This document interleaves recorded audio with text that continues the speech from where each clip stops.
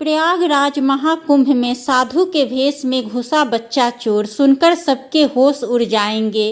प्रिय श्रोतागण, आप सभी का एक बार फिर से स्वागत है आपके अपने YouTube चैनल भक्ति विथ चंचल में। दोस्तों, प्रयागराज महाकुंभ में साधु बनकर घुसे बच्चा चोर, फिर जो हुआ सुनकर आपके होश उड़ जाएंगे। मित्रों, इस वीडियो को पूरा जरूर सुने और वीडियो को एक लाइक करना बिल्कुल भी ना भूले। महाकुंभ में पिछले कुछ दिनों से बच्चे के गायब होने की घटनाएं हो रही थी। पहले दिन शिविर के पास से एक 8 साल की बच्ची गायब हुई।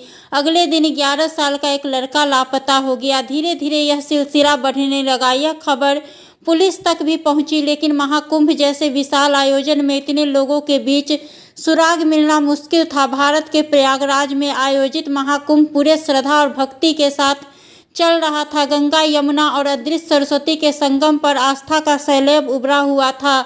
संगम का हर तट श्रद्धालुओं से भरा हुआ था। देश के कोने कोने से लोग इस दिव्य आयोजन में भाग लेने आए थे। साधु संतों के शिविर, भजन कीर्तन और चारों ओर धार्मिक मंत्र उच्चारण का वातावरण था। इस बार महाकुंभ का आयोजन बहुत ही विशेष था।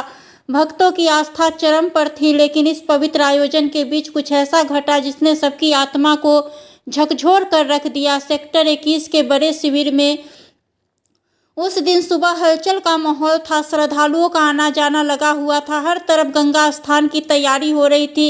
इसी बीच शिविर में एक नया साधु आया। उसकी लंबी सफ़ेद दाढ़ी, माथे पर बड़ा चंदन का तिलक और गेरुआ वस्त्र उसे बाकी साधुओं जैसा दिखा रहे थे, लेकिन उसकी आंखों में कुछ अजीब सी चमक थी जो पहले नज़र में ही ध्यान खींच लेती थी। मुख्य साधु, जिन्हें लोग स्वामी हरिदास के नाम से जानते थे, शिविर की व्यवस्था संभाले रखे थे। उन्होंने उस नए साधु को देखा और उसके पास जाकर पूछा, महात्मा जी, आप कहाँ से पधारे हैं?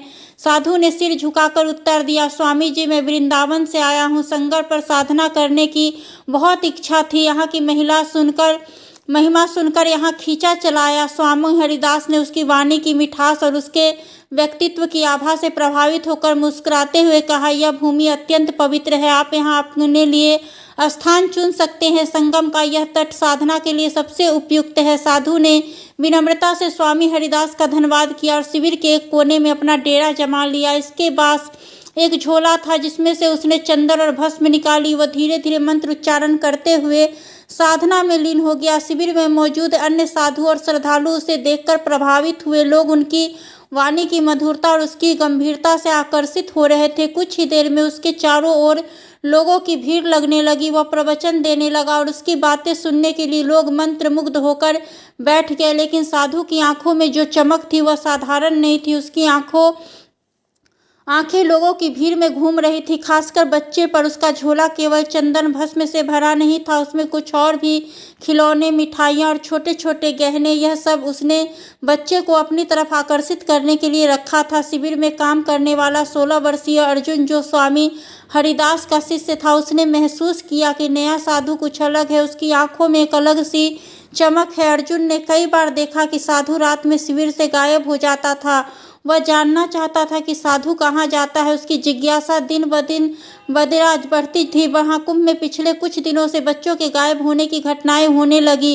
पहले दिन एक 8 साल की बच्ची गायब हुई। इसके बाद 10 साल का एक लड़का। धीरे धीरे यह घटना बढ़ने लगी, लेकिन अर्जुन को इस घटनाओं में कुछ अजीब लग रहा था। उसे शक था कि इसका संबंध उस नए साधु से हो सकता है। एक रात अर्जुन ने साहस करके साधु का पीछा करने का फैसला किया।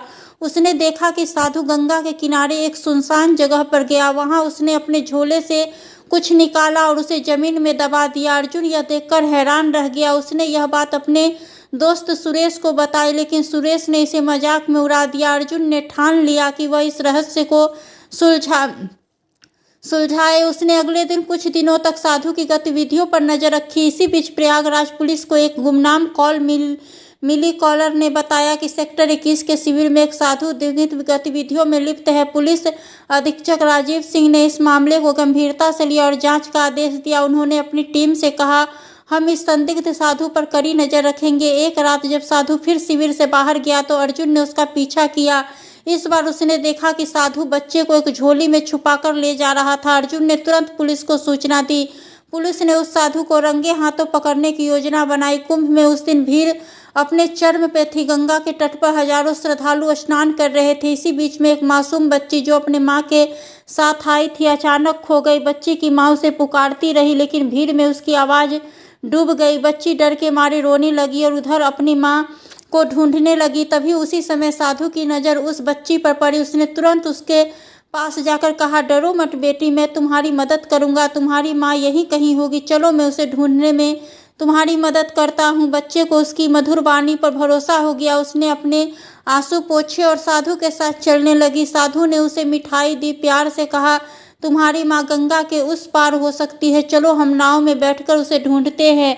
इस बीच बच्ची की माँ ने पुलिस में शिकायत दर्ज कराई। पुलिस ने महाकुंभ के हर कोने में बच्ची को ढूंढने का काम शुरू कर दिया। बच्ची के कपड़ों का विवरण हर अधिकारी को दिया गया। साधु ने बच्ची को नाव में बिठाने की योजना बनाई। उसने एक नाविक को बुलाया और वो कहा, हमें गंगा के उस पार जाना है। लेकिन नाविक ने देखा कि बच्ची डरी हुई थी।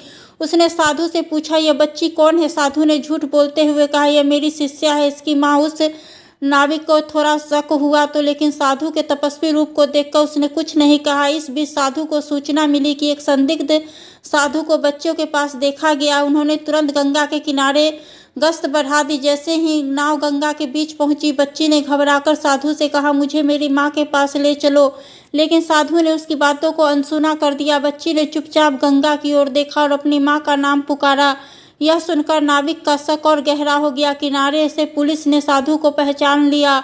उन्होंने नाविक को रुकने का इशारा किया। साधु ने पुलिस को देखते ही घबराहट में बच्ची को पकड़ लिया और नाविक से कहा, नाव तेजी से चलाओ। लेकिन नाविक ने नाव रोक दी। पुलिस ने तुरंत नाव पर चढ़कर साधुओं को गिरफ्तार कर लिया। पुलिस ने साधु की झोले की तलाशी ली, जिसमें नकली पहचान पत्र, रस्सी, बच्चों को लुभाने वाले खिलौने मिले। पूछताछ में पता चला कि साधु असल में एक सेवर अपराधी था। उसका असली नाम मोहन था और वह बच्चे को किडनैप कर तस्करों को बेचने का काम करता था। मोहन ने पुलिस को गिरोह के ठिकानों का खुलासा किया। पुलिस ने छापा मारा और वहां से कई बच्चे को बचाया। गिरोह के सरगना को भी गिरफ्तार कर लिया गया। बच्ची को सुरक्षित उसकी मां के पास पहुंचाया गया। उसकी मां ने गंगा तट पर खड़े होकर भगवान का धन्यवाद किया। यह घटना महाकुंभ में एक बड़ी सीख बन गई।